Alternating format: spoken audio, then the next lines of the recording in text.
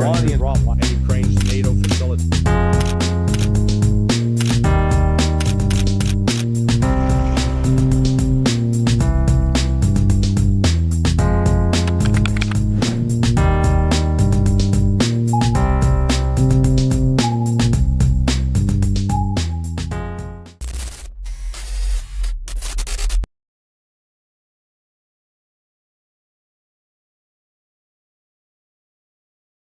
And there we are, live again. Almost didn't make it. Yeah, I'm sorry for the delay. If there was someone waiting for us, it's just that my internet went down 2 minutes before. I think it overheated. But You're yeah, using you're using it too much. I'm using. That's true. That's true. That's true. You're getting very good information, Larry. Where are you Yep. getting it from? So everybody know, yeah, today it's 72 hours to Doomsday. Larry Johnson, my good friend, it's good to see you perhaps for the last time or not. Oh no. Oh, why do you say doomsday? Well, we're gonna have this Putin Trump's meeting 3 days from now. What are your expectations on that, man? Well, I prefer to go with low expectations and then be pleasantly surprised as opposed to going with high expectations and be disappointed. Disappointed. Yeah. Look, there are a few possibilities for an outcome. Outcome number one is uh, they're going to meet. There's going to be no agreement, and Putin will walk away, keep doing what he's doing, bringing it into Ukraine, and Trump will be pissed off. Option two is that Trump has actually been working behind the scenes to cut a deal with Putin that will get the United States out of this war. And by getting the United States out of the war, will then allow Trump to focus on the economy and, work harder to get his Nobel Peace Prize. Putin's under no pressure. So all the pressure's on Trump because Putin can go on and say, okay, what Putin was not going to do is, there's been some talk, he'll give up Zaporizhia and Kherson. No, he can't do that. It's in the Russian Constitution now. Those are part of the Russian Federal Republic. So Putin has no power. He can't get rid of those any more than Donald Trump could give Alaska back to Putin, as a gift for coming to the meeting. Well, I thought that was already arranged because Trump today or yesterday came to the media asking him, and he said that he was going to meet Putin in Russia. So I guess Alaska it's already a done deal. Larry. Sorry. Yeah, well, Trump, he's slipping up mentally. I mean, I'll misspeak from time to time, but he's clearly, showing his age, starting to show his age anyway. Yeah. So the great concern, of course, I believe the first case scenario that you described there is probably the most possible, most probable. I don't know. But do you think there is possibility? I do believe that the United States wants to get the hell out of this mess. But do you think there's a possibility that they go in that direction? What Not do you our mean? problem. In which direction? Not our problem. If the European Union wants to get the babies, their problem. We're out. Yeah. Well, I know. I don't think J.D. Vance was speaking on his own. I think he had full permission from Donald Trump to say what he said. Okay, good. But my big question on this, Larry, do you think there is any chance of people on the deep state and I don't know, even somewhere in the government are planning some, very stupid stuff for this meeting against Putin, I would say? Well, I mean, they're going to try to sabotage it. Uh, I'm talking about something more serious than that, like what? like trying something against Putin's life or something like that. Well, if they do, it could or could not derail it. I mean, depends on what happened. There was reports that the Zaporizhia nuclear power plant is on fire today. Mhm. How did the fire start? Um, so we'll have to see um, if was that a Ukrainian attack. So if so, Yeah, I can see Ukraine and European Union putting all the efforts possible to derail the negotiations. I just don't think that they are relevant anymore. Perhaps Trump also don't believe they are relevant by arranging this meeting on Alaska, which is well, I mean, yeah, again, what would make them relevant? They'd be a big industrial power. Well, they're not. They'd have large, capable armies. They don't. They are awash in natural resources. They aren't. They're irrelevant.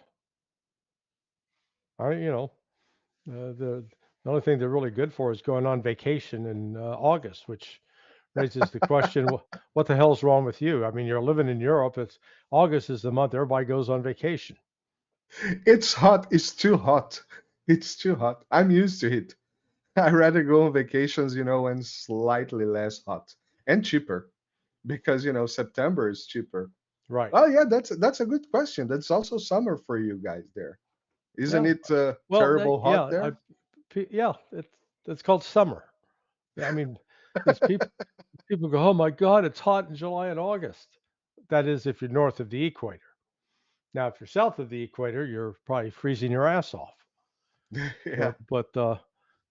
I just don't get these people that act that when July and August rolls around and it's super hot, that they're sort of shocked.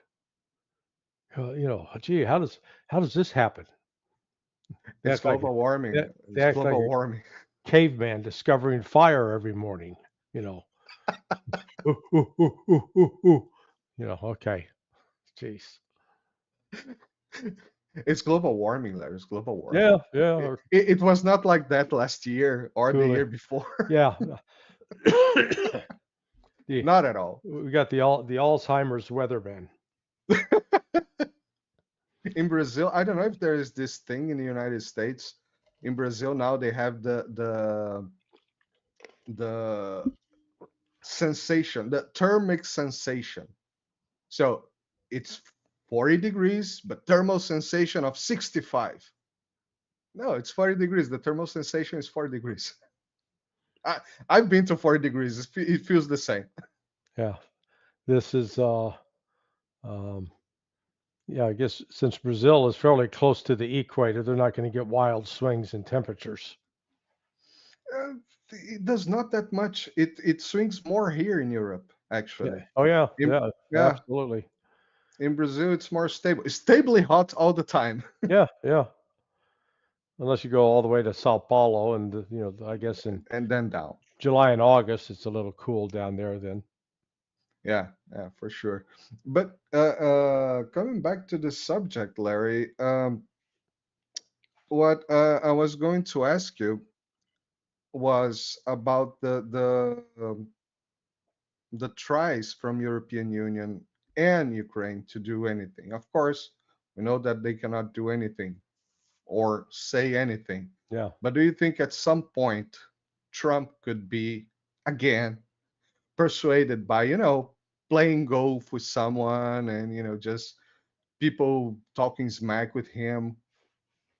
No, I think the die is pretty well set. Again, we'll see if the meeting comes off on Friday. It is not the first time that Trump and Putin have met. They've met at least three different times, and I base that on I've seen three different photographs of them shaking hands, and Trump's got a different tie on in each picture. So he was wearing at least three different types of ties the previous times he met with Putin. And I think this is one of the reasons Putin was willing to meet with Trump, knowing that the guy you see in one-on-one, Trump, is a completely different person, quieter, more congenial, not insulting, not aggressive, a little insecure. One friend of mine described him. He said, Trump growing up was the kid. When it came time to, when kids get out to say, hey, we're going to play football, and they'd choose up sides, who'd get picked. He always got picked last, and that sort of stuck with him. And so he's compensating for that. But I think Trump is incentivized to try to come out with a win, but it's not going to be a win that will be at the disadvantage of Russia. Even though that's what the Europeans want, that's what Zelensky wants, and hey, they can want it all day long. There's not a damn thing they can do about it. Yeah, that's true. But related to that, we have this big news. Well, not big news. I don't know if it's big news. I want to ask you about this. All this movement around Washington. Troops going to Washington. Trump saying that he's going to clean Washington from corruption because you have to clean your front door, otherwise the kitchen. I don't know. I didn't quite get the analogy. Of course I did, but it's not a kitchen; it's a country. Well, look, activating the National Guard. They're local residents there, so they're not bringing in troops from outside of the area.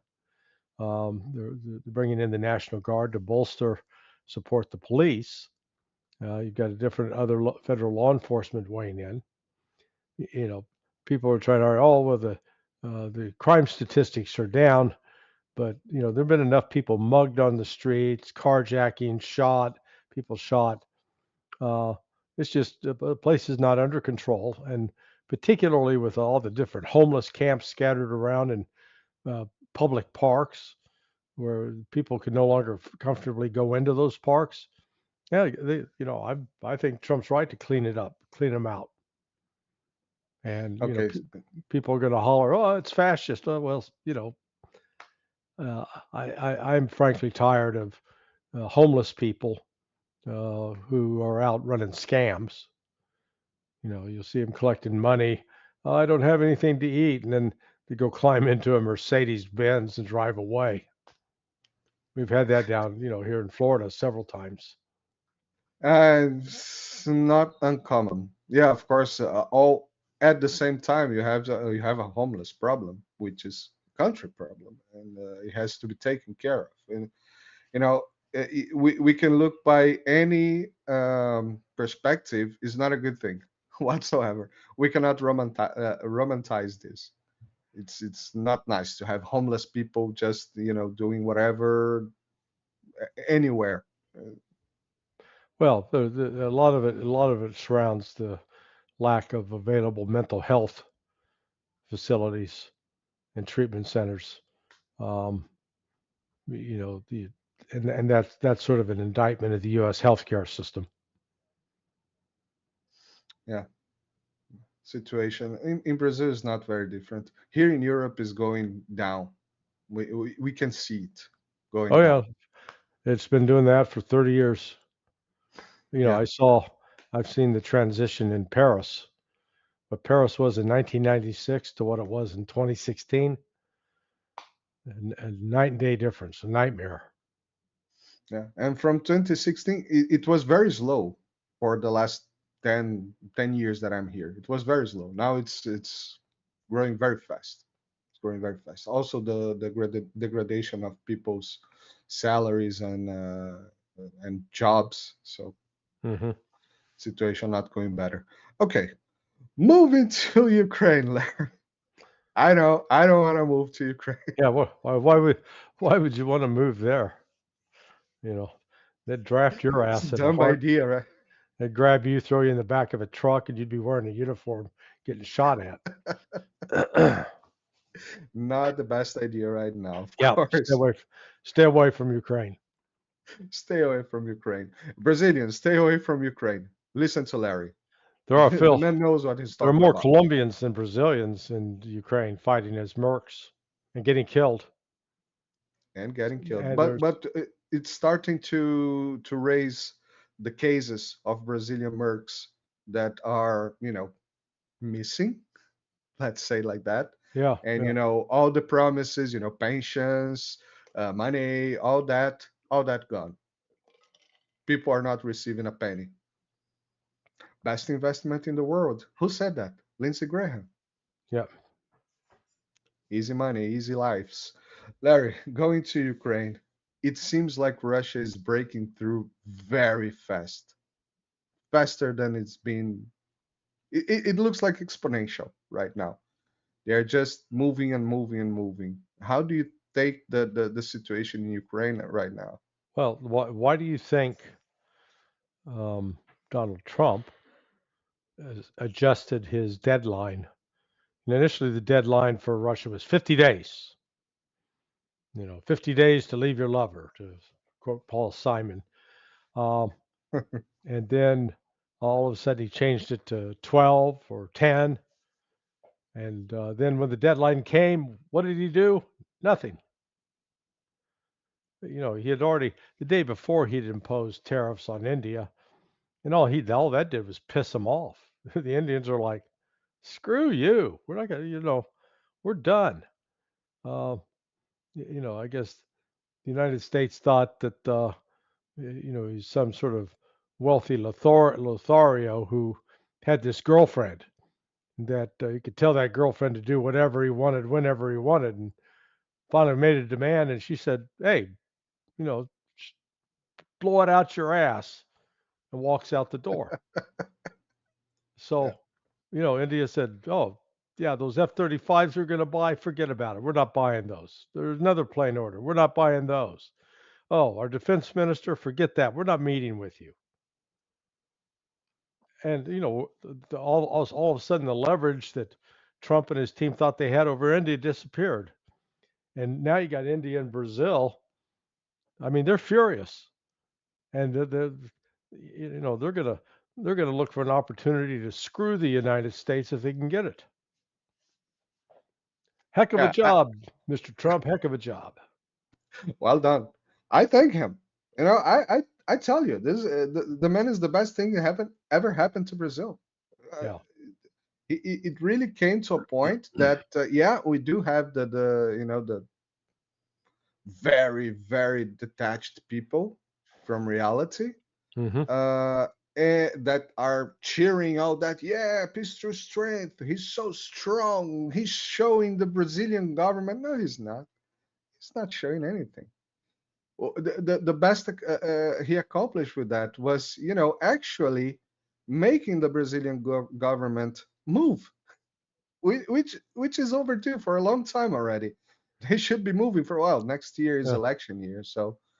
Yeah, I thought that this year would have been seen a retreat or some decline in the power of BRICS and its effectiveness, because with Lula as president, I thought surely that he'd be amenable to sabotaging the process on behalf of the United States. Now Trump's guaranteed it's moving the opposite direction. So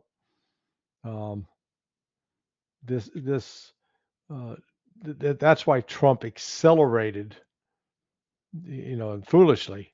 He thought he'd punish India in the process, but they recognize Ukraine's losing and losing badly. And I wrote a piece last week about this is reminiscent of what happened surrounding the Battle of Debaltseve. And the Battle of Debaltseve, the militias out of the Donbass from both Luhansk and Donetsk were on the verge of defeating the Ukrainian army. And Angela Merkel rushed to Moscow to plead with Putin. Oh, we got to stop this. Oh, stop. We got to have a cease. And Putin agreed to do it. And he thought, okay, yeah, we're going to get this Minsk agreement and it'll settle it. And only later he realized, hey, man, I got played. They lied to me. It was bullshit. And I got played. Give him credit. He admitted that he'd been taken advantage of. And so you always got to wonder if that's also what Trump is thinking, trying to do. Because, I hear the words, oh, yeah, Trump wants a deal, but then I'm watching, he's presiding over this signing ceremony of a so-called peace accord between Armenia and Azerbaijan that includes supposedly secret codicils to put U.S. troops in the Zangezur corridor, which is just right on the border of Iran. What's this about? The U.S. has no national interest. It's not like we got large numbers of Armenians in this country. Well, you have the Kardashians. Like I said, we don't have just because they're celebrities. They're Thank very, you for using that word. yeah. I was going to say something else. I said, let's clean it up. I listen here. But why the hell is the United States staking that out as a country of great interest? It's only for one reason. It's two reasons. One, go after, be pointed a knife at the underbelly of Russia. And two, to use it as a platform for attacking Iran.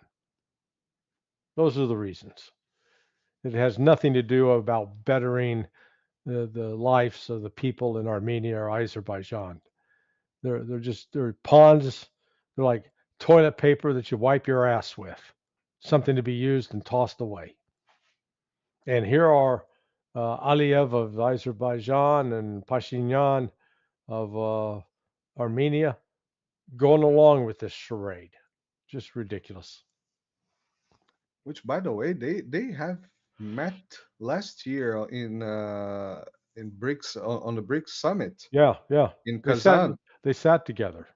Yeah, they sat together and they were slightly Right. friendly to each other. So at that point, it seemed to me that there was already some deal going on between Armenia and Azerbaijan. Yeah, I'd be fascinated to find out what it was that the United States offered. What where the leverage came from, because it's just there's no objective reason for the United States to be concerned about what the hell's going on between Armenia and Azerbaijan. Yeah, au contraire, they're more connected, Westernly speaking, to France and Turkey. So, Right. yeah, that's well, if they want to go that way, I don't think the Russians or the Iranians are going to be, as friendly as they have been to other nations. Well, no, they've got, look, Armenia and Azerbaijan combined are pissant little countries, fewer than 10 million people in each. So, they're hell, they're not, they're like half the size of Moscow, each one of them. Okay. So if Russia has to deal with them militarily, it'll be a piece of cake. They've been sending some messages to Aliyev, blowing up. He's got oil refineries, personal oil refineries he owns in Ukraine. Russia's blowing them up now. So, yeah. For people that didn't understand why we went from Ukraine to Armenia and Azerbaijan, here we go. Yeah. Larry, so let's move a little bit to the Middle East. Although it seems like things have calmed a little bit, I still see a lot of moves in the direction of, ethnical cleansing Gaza. Plus, just yesterday, I was seeing Israel cats, threatening the Ayatollah Khamenei again. How do you see what's going on in the Middle East right now, Larry? It seems that we are about to go back to stake zero. Well, Israel's embarked on the path of committing suicide, and But the decision apparently was officially made that they're going to reoccupy Gaza over the objections of the military leaders. This would be a classic case where the military is going to go in, try to occupy Gaza, and the Israelis are going to start taking significant casualties, more so than they are now. So as the body count and the wounded go up, the pressure to get them out is going to grow. And yet, the people in control of the decision making are these religious extremists that want to stay in there. At some point, it's like what happens with an alcoholic or a drug addict, someone addicted to heroin or methamphetamine. They acknowledge maybe they need to kick the habit, but they don't. And then the life progresses to a point where they either die or are so physically incapacitated they can't function anymore. And that's where I think Israel's headed, particularly if they decide to try to attack Iran or start exchanging gunfire with Iran. It'll be this time Iran's not going to hold back and will unleash its full fury on Israel. So that what you're telling me now is that what Iran did last time was just, a joke, a play around. Well, it wasn't a joke, but it was not. They could have launched more missiles and they could have done a lot more damage to Israel than they did. And then they agreed to stop. So, I would have, if I was advising him at the time, I would have said, no, don't stop, take him out, end it, because there's no negotiating with the Zionists. There's no foundation for an agreement. Yeah, I always remember, because this is the second time I remember this sentence on this live stream today. The what Gonzalo Lira used to say, which is that you enter a war with the army you have, not the army you want to have eventually during the war. Yeah. I think both, Ukraine and Israel entered the war with the army they wish they would have eventually, with things like that. Larry, one last question. Can I get you the hell out of here? Because it's hot and I want to open the door. I'm sitting in the air conditioner, so that's okay. Okay. Now you're just bragging. So you mentioned, which is very, which would be my last question, and you mentioned before the tariff wars.